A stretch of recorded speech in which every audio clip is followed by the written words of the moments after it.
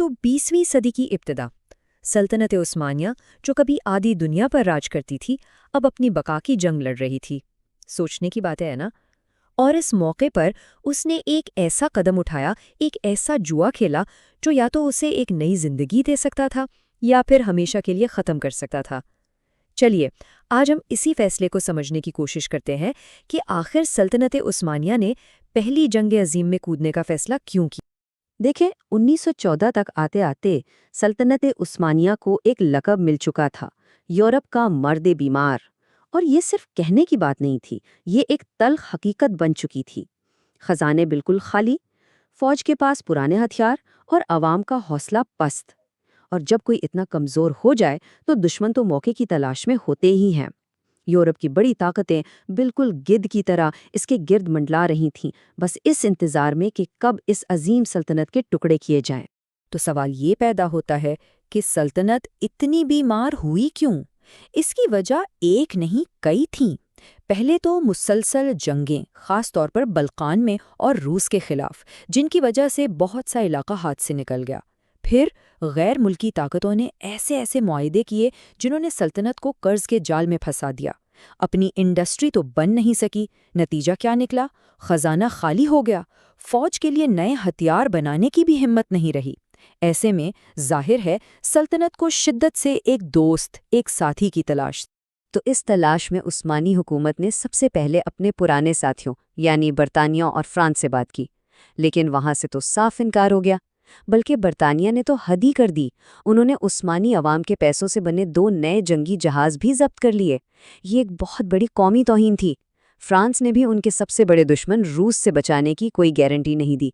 तो जब हर तरफ से दरवाजे बंद नजर आए, तब उनकी नज़र जर्मनी पर पड़ी। और जर्मनी ने ना सिर्फ दोस्ती का हाथ बढ़ाया, बल्कि फौज को मॉडर्न बनाने और रूस के खिलाफ मदद का भी वादा किया। अब ये एक ऐसी ऑफर थी जिसे ऐसी हालत में ठुकराना बहुत मुश्किल था। और इस पूरे फैसले के पीछे एक शख्स का दिमाग काम कर रहा था, वजीर जंग अनवर पाशा। वो उस वक्त के 3 पाशाओं में सबसे ताकतवर थे। और अनवर पाशा का मकसद सिर्फ सल्तनत को बचाना नहीं था, नहीं, उनका ख्वाब इससे कहीं कहीं बड़ा था। वो एक अजीम तौरानी सल्तनत बनाना चाहते थे, जो बल्कान से सेंट्रल एशिया तक फैली हो। और उनके लिए जर्मनी से दोस्ती और रूस को शिकस्त देना इस ख्वाब की ताबीर का पहला कदम था। और फिर चीज़ें बहुत तेज़ी से आगे बढ़ीं। 2 अगस्त को जर्मनी के साथ एक खुफिया डील साइन हुई। फिर 29 अक्टूबर को एक ऐसा काम किया गया जिसके बाद वापसी का कोई रास्ता नहीं बचा। उस्मानी बहरिया ने ब्लैक सी में रूसी पोर्ट्स पर अचानक हमला कर दिया। बस यही वो चिंगारी थी जिसने आग लगा दी। रूस ने फौरन जंग का ऐलान किया और इसके बाद उसके साथी बरतानिया और फ्रांस भी इसमें शामिल हो गए। अब सल्तनत उस्मानिया जंग के दहाने पर नहीं, बल्कि बिल्कुल उसके बीच में खड़ी। एक बात यहाँ बिल्कुल साफ होनी चाहिए, ये जो बल्कन्स पर हमला हुआ, ये कोई गलती नहीं थी, ना ही ये कोई दिफाई कदम था। नहीं, ये अनवर पाशा और उनके जर्मन दोस्तों का एक सोचा समझा प्लान था। एक ऐसी हरकत जिसका वाहिद मकसद सल्तनत को जंग में धकेलना था, चाहे बाकी हुकूमत इसके लिए तैयार हो या ना हो। और जंग में शामिल होने की कीमत फौरी और बहुत भयानक थी। शमाल से रूस ने कॉकेसस पर हमला कर दिया। जनूब में बरतानवी फौजें तेल के ज़खायर पर कब्जा करने के लिए मेसोपोटामिया यानी आज के इराक में उतर गईं।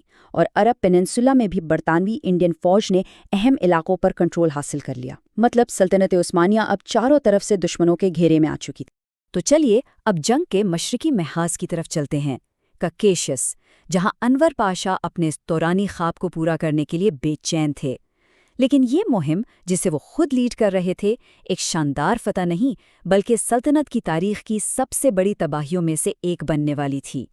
ये सारिकामश की लड़ाई की दास्तान है। यहाँ अनवर पाशा के गुरूर का अंदाज़ा लगाएं। उन्होंने अपने सबसे तजर्बाकार जनरल की बात भी नहीं सुनी। 3rd आर्मी के कमांडर थे हसन इज़्ज़त पाशा। उन्होंने साफ साफ कह दिया कि इस बर्फबारी में हमला करना खुदकुशी है और एहतजाजन इस्तीफ़ा दे दिया। लेकिन नहीं, अनवर पाशा को तो अपनी ही धुन थी। उन्होंने खुद फौज की कमान संभाली और हमले का ऑर्डर दे दिया। अच्छा, अब अगर कागज़ पर देखें तो उस्मानी फौज बड़ी लग रही थी, लेकिन असल हकीकत बिल्कुल अलग थी। असल मसला था सर्दी का सामान। उस्मानी सिपाहियों के पास कॉकेशियस की इस जानलेवा सर्दी से बचने के लिए गर्म कपड़े तक नहीं थे, जबकि दूसरी तरफ روسی فوج اس موسم کی عادی بھی تھی اور پوری طرح تیار بھی، اور یہ کوئی چھوٹا سا فرق نہیں تھا، یہ ایک ایسی غلطی تھی جو ہزاروں جانوں پر بھاری پڑنے والی تھی۔ تو پلان کیا تھا؟ دیکھیے، نقشے پر تو انور پاشا کا پلان بہت زبردست لگ رہا تھا۔ پلان یہ تھا کہ ایک حصہ رشینز کو سامنے سے بزی رکھے گا اور اسی دوران 2 کور برفانی پہاڑوں کا چکر کاٹ کر پیچھے سے حملہ کریں گی۔ مقصد پوری روسی فوج کو ایک ہی جھٹکے میں پھنسا کر تباہ کر دینا۔ لیکن اس پلان میں ایک بہت بڑی چیز کو نظر انداز کر دیا گیا تھا، اور وہ تھی حقیقت۔ کوکیشس کے پہاڑوں کی بے رحم سردی کو تو گنا ہی نہیں گیا تھا، اور حقیقت اس پلان سے کہیں زیادہ بھیانک تھی۔ ذرا تصور کریں، ہزاروں عثمانی فوجی پتلے کپڑوں میں کمر تک برف میں دھسے آگے بڑھ رہے تھے۔ ان کے پاس نہ خیمے تھے، نہ گرم کپڑے، نہ جلانے کے لیے لکڑی۔ ان کا اصل دشمن روسی فوج کی گولی نہیں تھی، ان کا اصل دشمن تھی ہڈیوں تک جما دینے والی سردی۔ اس تباہی کا اندازہ لگانے کے لیے بس کچھ اعداد و شمار ہی کافی ہیں۔ 10ویں کور، اس کے 1/3 سپاہی دشمن کی ایک گولی کا سامنا کیے بغیر صرف سردی سے مر گئے۔ اور جب یہ کور پہاڑ پار کر کے دوسری طرف پہنچی تو پتہ ہے کتنے لوگ بچے تھے؟ صرف 3200۔ ایک پوری فوج لڑنے سے پہلے ہی قدرت کے ہاتھوں ہار چکی تھی۔ 9ویں کور کا حال بھی اس سے کچھ الگ نہیں تھا۔ 1 جنوری تک اس میں صرف 900 افراد باقی تھے۔ اور شاید سب سے زیادہ دل دہلا دینے والا نمبر یہ ہے، 32ویں ڈویژن، جس میں کبھی ہزاروں فوجی تھے، اس میں صرف 500 لوگ بچے۔ یہ شکست نہیں تھی، یہ سراسر تباہی تھی۔ تو اس پوری تباہی کے اثرات صرف میدان جنگ تک نہیں رہے، اس کے سیاسی نتائج اس سے کہیں زیادہ زہریلے اور دور تک جانے والے ثابت ہوئے۔ یہ چارٹ پوری کہانی خود بتا رہا ہے۔ روسیوں نے تقریباً 28,000 فوجی کھوئے، جو کہ خود ایک بڑا نقصان ہے، لیکن ذرا عثمانی نقصانات دیکھیں، 80,000 سے بھی زیادہ، اور ان میں سے زیادہ تر تو وہ تھے جو کبھی دشمن تک پہنچ ہی نہیں پائے۔ یہ جنگ نہیں تھی، یہ ایک قتل عام تھا جو قدرت اور غلط فیصلوں نے مل کر کیا تھا۔ اور اس تباہی کا ذمہ دار انور پاشا؟ اس نے کیا کیا؟ وہ اپنی فوج کو مرنے کے لیے چھوڑ کر فوراً استنبول بھاگ گیا۔ اس کا وہ عظیم تورانی سلطنت کا خواب تو برف میں دفن ہو چکا تھا۔ اب اس کی بس ایک ہی فکر تھی، کسی طرح اپنی اس ناکامی کو چھپانا اور اپنی عزت بچانا۔ اور اپنی ناکامی کو چھپانے کے لیے انور پاشا اور اس کی حکومت نے ایک بہت ہی زہریلا جھوٹ پھیلایا۔ عوام کو تو کبھی سچ بتایا ہی نہیں گیا، بلکہ اس پوری شکست کا ملبہ سلطنت کی آرمینیائی اقلیت پر ڈال دیا گیا۔ یہ کہا گیا کہ آرمینیائی غداروں نے پیٹھ میں چھرا گھونپا ہے۔